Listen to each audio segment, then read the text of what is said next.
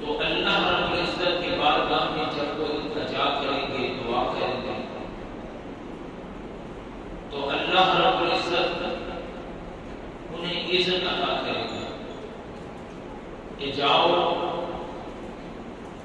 جن جن سے تمہیں محبت ہے اور جو جو تم سے محبت کرتے تھے. ذرا جملے کے اوپر غور فرمائیے. میرا رب کیا ارشاد فرمائے گا کہ جن جن سے تمہیں محبت ہے اور جو جو تم سے محبت کرتے تھے، جاؤ میری اجازت ہے، انہیں بھی تم جنت میں لے آؤ جہاں تمہارا مرتبہ ہے، تمہارا مقام ہے. جس رتبے میں نے تمہیں رکھا ہے تم انہیں اپنے ساتھ رکھ سکتے ہو. اب وہ جنتی جنت سے باہر نکلیں گے.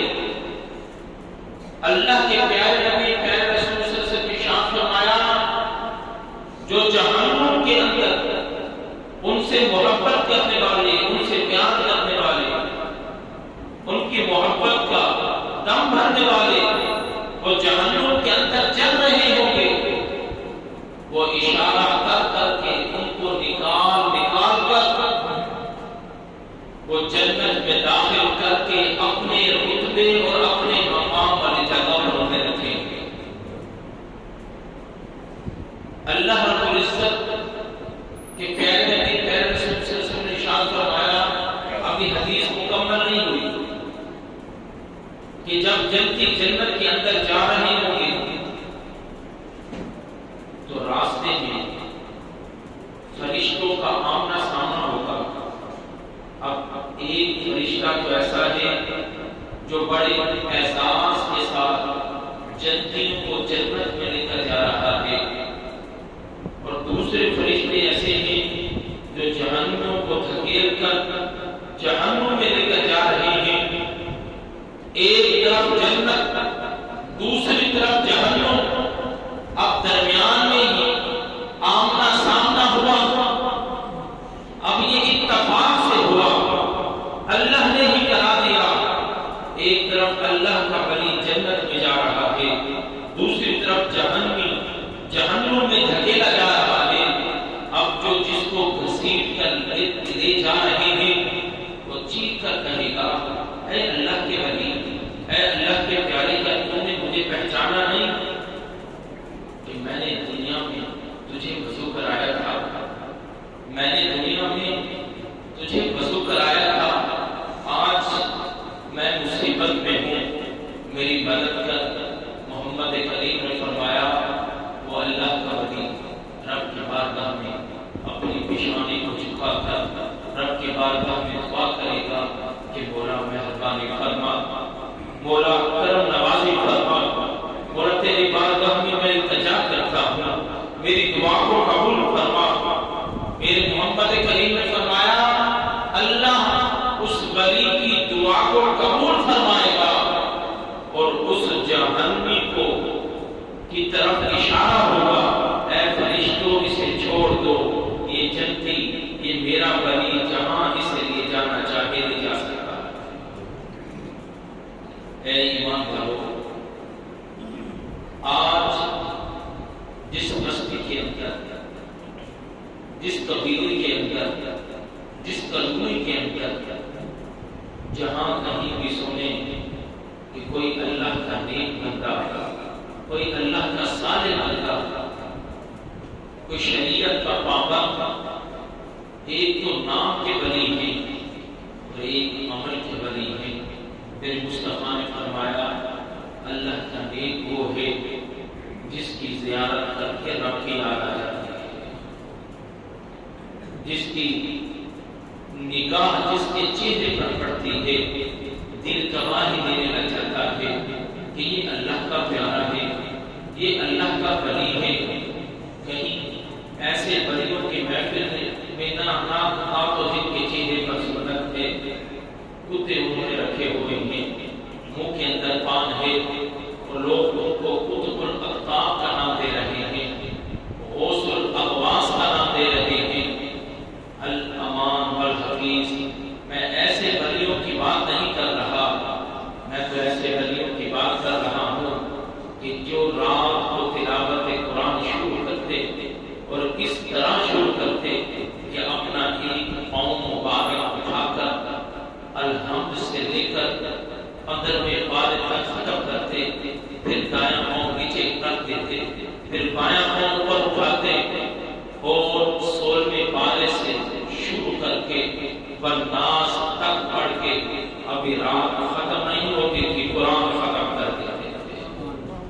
میں تو ایسے ولیوں کی بات کر رہا ہوں۔ اے ایمان والو، اگر کوئی متقی پرہیزگار نیک صالح بندہ آپ کے کانوں میں ایسا اعلان ہو، آواز آ جائے کہ متقی پرہیزگار فلاں بستی کے اندر آ رہا ہے، فلاں کالونی کے اندر آ رہا ہے، خدا اس محفل میں لازمی جائیں، اس محفل کو نہ چھوڑیں۔ ارے یہی تو وہی لوگ ہیں، نبوت تو ختم ہو گئی لیکن ولایت ختم نہیں ہوئی۔ ولایت اس وقت بھی تھی، اب بھی ہے اور قیامت تک رہے گی۔ ولی پیدا ہوتے رہیں گے، ولایت کا دروازہ بند نہیں ہوا، نبوت کا دروازہ بند ہو چکا ہے۔ اے ایمان والو، یہی وہ ولی ہیں کہ جو سفارش کریں گے رب جہنمیوں کو جہنم سے نکال کر جنت میں داخل کر دے۔ اللہ کے پیارے نبی پیارے رسول صلی اللہ علیہ وسلم نے ارشاد فرمایا۔ اب یہ جو حدیث ہے یہ بخاری شریف میں بھی ہے اور مسلم شریف میں بھی ہے۔ کتنی بڑی کتابوں میں صرف ایک کتاب کا نام بھی نہیں لیتے ہیں، بخاری شریف۔ بخاری کی حیبت اتنی ہے کہ بخاری کے اندر آتے باقی کوئی حوالہ ہر مسلک والا جو بخاری شریف کی حدیث ہے ٹھیک ہے جی ہم تسلیم کرتے ہیں۔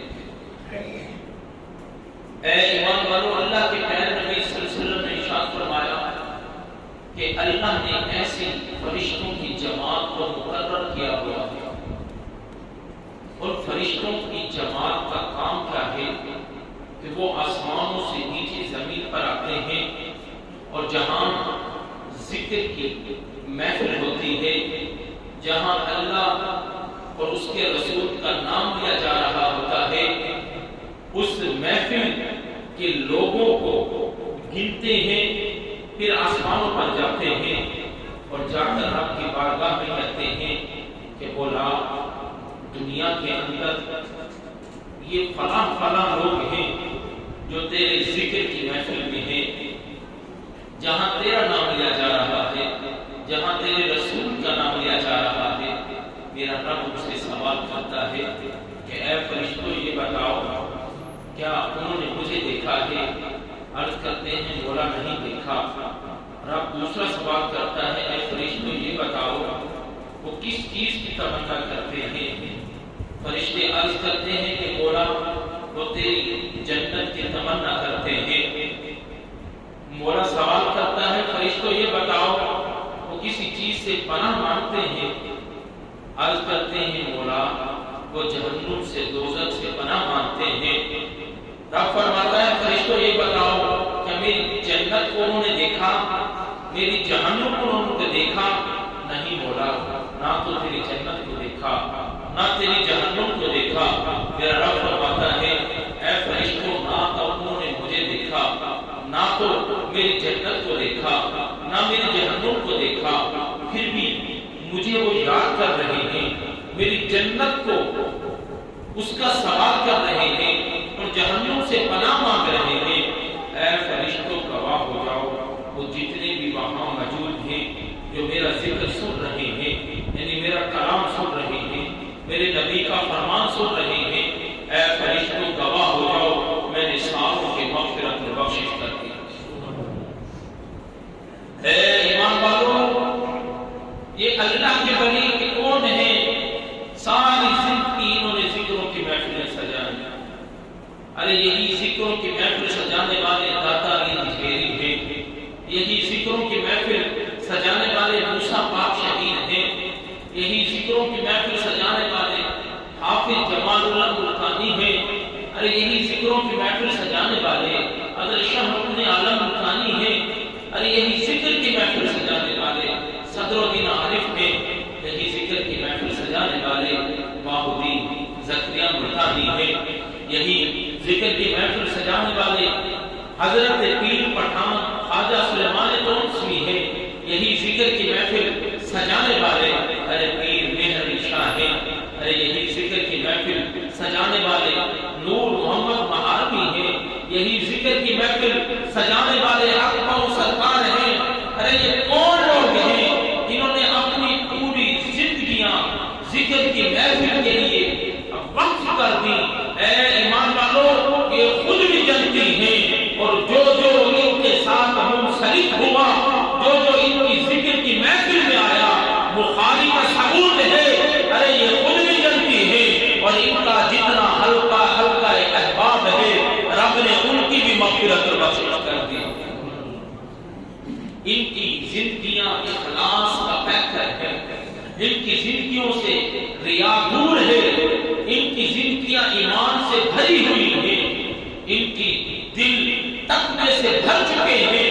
اے ایمان والو، اللہ کے پیارے نبی اے رسول صلی اللہ علیہ وسلم کی حدیث مبارک طیب طاہر مکمل نہیں ہوئی، فرشتے عرض کرتے ہیں کہ مولا، عرض یہ ہے تو نے تو مغفرت اور بخشش فرما دی جو تیرے ذکر کی محفل میں آیا، لیکن مولا تو نے تو نیت ہی نہیں دیکھی، تو نے تو ان کا دل ہی نہیں دیکھا۔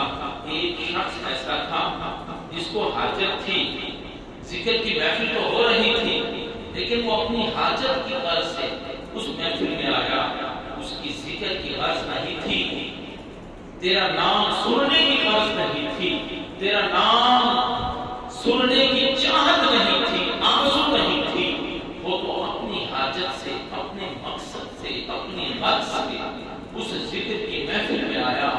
میرا رب فرماتا ہے، محمد کریم صلی اللہ علیہ وسلم نے ارشاد فرمایا، اے فرشتوں گواہ ہو جاؤ، ارے یہ جو لوگ ہیں، یہ جو بیٹھنے والے ہیں، یہ جو مجھے یاد کرنے والے ہیں، یہ جو ہلکا احباب ہے، یہ مجھے اتنا پیارا ہے، اتنے پیارے ہیں، ان میں چاہے وہ ایک شخص جس کی نیت ہی خراب ہے، جس کا غرض اور مقصد ہی اور ہے، چاہے وہ اس کا مقصد کوئی بھی ہو، ان کے ساتھ آ کر جو بیٹھ گیا ہے، میں نے انہی کے صدقے اس کی بھی مغفرت و بخشش کر دی۔ اے ایمان والو، اللہ نے اپنی لڑائی کتاب کے اندر کا ارشاد فرمایا، الا ان اولیاء اللہ لا خوف علیہم ولا هم یحزنون، خبردار سن لو، اللہ کے جو دوست ہیں، اللہ کے جو ولی ہیں، انہیں کوئی خوف نہیں ہے، نہ تو وہ غمگین ہوں گے، ارے نہ تو وہ غمگین ہوں گے، اس دن نفسا نفسی کا عالم ہے، اس دن زمین تپ رہی ہے، اس دن سورج سبا نیزے پر ہے، ارے اس دن پریشانی کا عالم ہے۔ ماں جو ہے، جو ماں ہے، اپنی اولاد کو نہیں پہچان رہی، اپنے پاؤں کے نیچے روند کر جا رہی ہے، ارے جو ماں جو خون پسینہ ایک کر کے وہ اپنے لال کے منہ میں وہ لقمہ دینے کے لیے بے چین ہو جاتا ہے، جب تک اس کا لال سکون میں نہیں آتا اس کو چین نہیں ملتا، آج وہی باپ اپنے پاؤں کے نیچے اولاد کو روند کر ہر کوئی کہہ رہا ہے، نفسی نفسی مجھے اپنی ہے۔ میرے رب نے فرمایا، اس دن نور کے ممبر لگے ہوں گے، ان نور کے ممبروں کے اوپر میرے ولی بیٹھے ہوں گے، میرے دوست بیٹھے ہوں گے۔ محمد کریم صلی اللہ علیہ وسلم نے اس حدیث قدسی کو کس طرح بیان کیا؟ ان نور کے ممبروں پر اللہ کے ولی بیٹھے ہوں گے، اللہ کے دوست بیٹھے ہوں گے، اور ان کے چہرے 14ویں رات کے چاند کی طرح روشن ہوں گے، ان کے چہروں پر کوئی نظر نہیں ڈال سکے گا، اتنے چمکتے چہرے ہوں گے، نور ٹپک رہا ہوگا، ارے ہر کسی کے زبان پر نفسی نفسی ہوگا، ان کی زبان پر یا تو رب کا کلام ہوگا یا مصطفیٰ کا فرمان ہوگا۔ اے ایمان والو، یہ ایسے لوگ ہیں، یہ ایسے نفوس قدسیاں ہیں۔ اللہ کے پیارے نبی صلی اللہ علیہ وسلم نے ارشاد فرمایا، جب جو بندہ میرا بننا چاہتا ہے، مصطفیٰ کریم صلی اللہ علیہ وسلم نے 2 نقطے ارشاد فرمائے، جو بندہ اللہ کا بننا چاہتا ہے وہ 2 باتوں پر عمل کر لے۔ عرض کیا، یا رسول اللہ، وہ 2 باتیں کون سی ہیں؟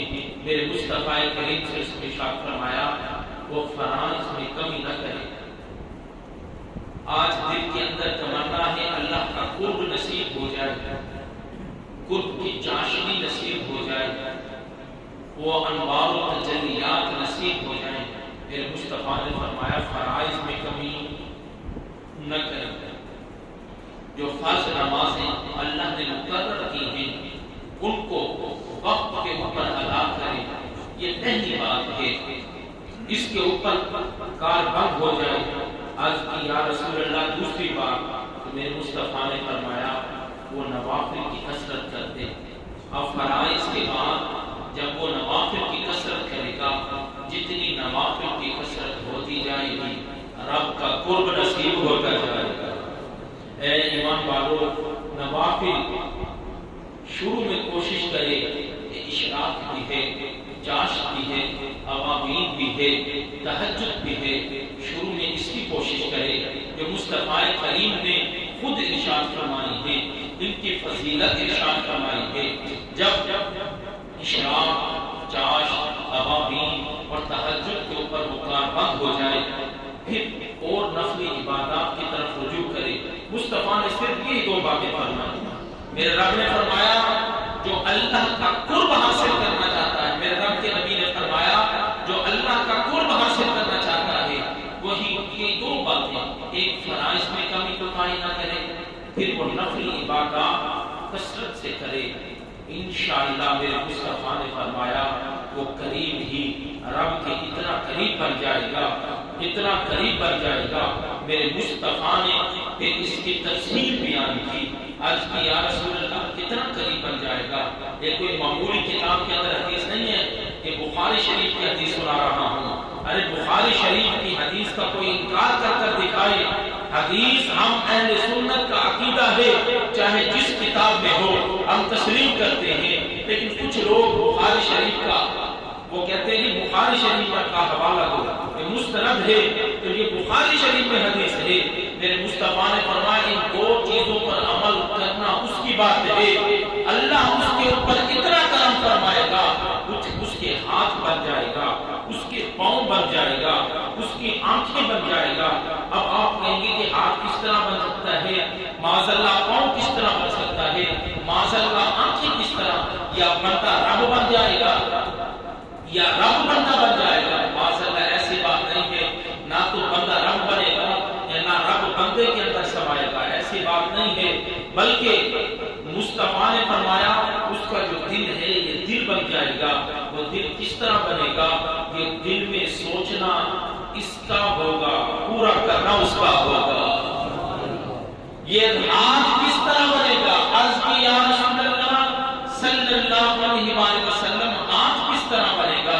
میرے رب کے پیارے نبی صلی اللہ علیہ وسلم نے ارشاد فرمایا ہاتھ اس طرح بنے گا، بندہ بندہ ہی رہے گا، لیکن اللہ رب العزت اپنا جو مظہر ہے اس کو اپنی مظہر عطا کرے گا، یعنی اس کو اپنی تجلی عطا کرے گا، وہ نور کا ایک قطرہ عطا کرے گا، بظاہر ہاتھ اس کا ہوگا، کرشمہ میرے رب کا ہوگا، طاقت اس کی ہوگی۔